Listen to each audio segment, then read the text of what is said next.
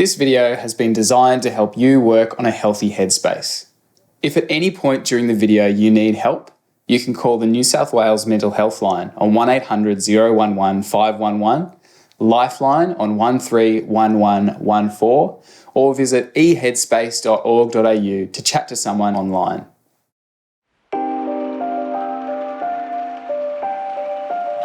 Hey, my name's Will. Hey, my name's Gabby, and if you're watching this video, it's because you've decided to get some help with your mental health. You may not realise it, but that alone is a huge step. Often before taking that step, people can feel really alone. Even now, you may feel anxious, low, disconnected. But you're not alone. You will be okay, and you're already taking the steps towards a healthier headspace.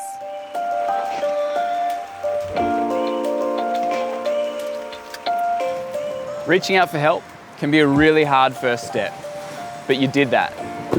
So let's go work out what comes next.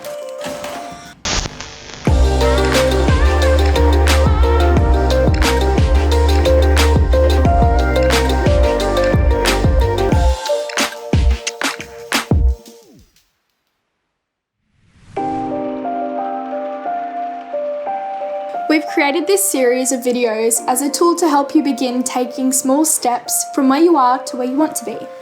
At the moment, there's a chance you're waiting to speak to a clinician about your situation. And waiting can be hard sometimes when you've decided to get some help and make some changes. But it doesn't have to be lost time. Over the next few weeks, we're going to link you in with some stories, skills, examples, and ideas to help you make the most of the time that you have right now, and to tap into the strengths that we already know you possess. But first, let's talk to someone who's been there, right where you are, and let's find out how they made it through.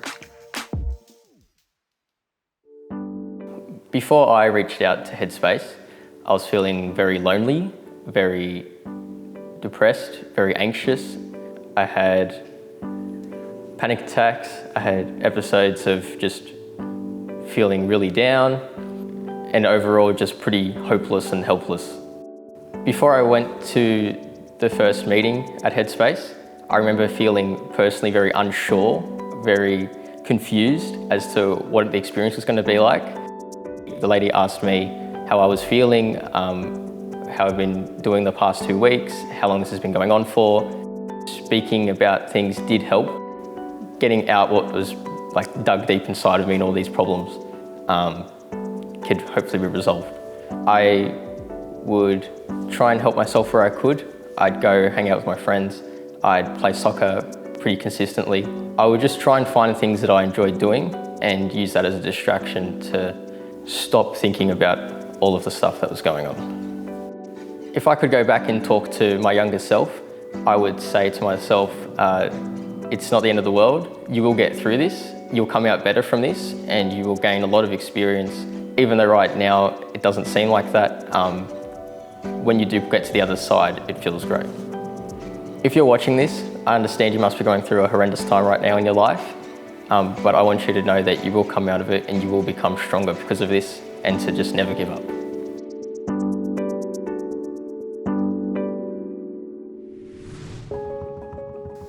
When you come to an appointment at Headspace, you might have a chat with someone like Rani.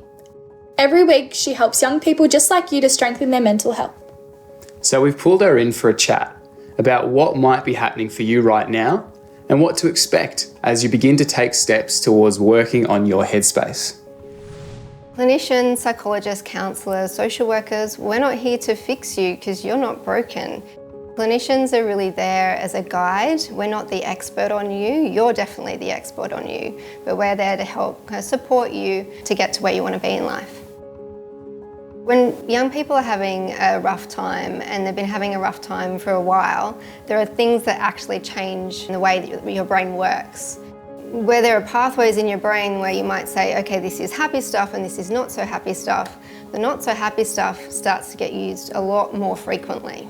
So that starts to become like the information superhighway. And then the positive route starts to become like the little kind of dirt track that's kind of overgrown and really hard to find. After a while, what happens is that you start to filter out or miss some of the things that might be happy or good or positive around you. So you get kind of stuck in a rut of seeing everything as a bit dark. If we kind of change to get stuck in a certain pattern one way, we can definitely change it and flip it and reverse it if we want to. It just takes a little bit of focus and a little bit of insight and sometimes a bit of support to help you get out of that rut and to see things in a bit of a more balanced way. When motivation is at an all-time low, it can be really hard just to get the basics done in your day. If you're feeling that way, my advice is to just really keep it small. If you're having a day where you honestly just can't get out of bed and you need to have a rest, you just need to have a bit of a hibernation, doing a therapy day, that's totally okay. Just think about what you might want to do differently the next day, because the next day is an opportunity to start to make a change if you feel ready. Think of it like creating a bit of a ladder. Each little rung on your ladder is kind of like a step up on something that's a little bit more challenging. Think about something that you can do in bed. Is there something that you can do in your room? Start really small and build from there. It can be hard that you have to wait when you've taken that initial first step. What can be really helpful during that time while you're waiting is to write down some thoughts and feelings, what's happening in your life right now and what you might like to get some support with. Your past self made that choice to reach out for help for a reason, so keep track of what that is. Stick with us, we're here for you, and if it's getting a bit tough and you're finding it hard to wait, trust yourself, you know you. You're definitely the person that we want to see.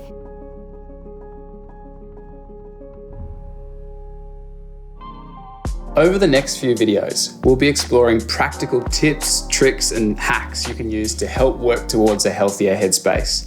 But it helps to start really small. When we feel like everything is really difficult, overwhelming, or out of control, we can get caught up mentally replaying the past and worrying about the future. Getting grounded in the present moment helps to overcome this and restore us in a sense of control. One of the simplest things that we can do to help us with this is breathing. So we're going to finish this video by teaching you a short breathing exercise to help you come back to the present moment when you're feeling like things are a little out of control. Hey, my name is Olivia Wolf, and today we're going to be going through a breathing exercise that will hopefully allow you to relax your body and your mind.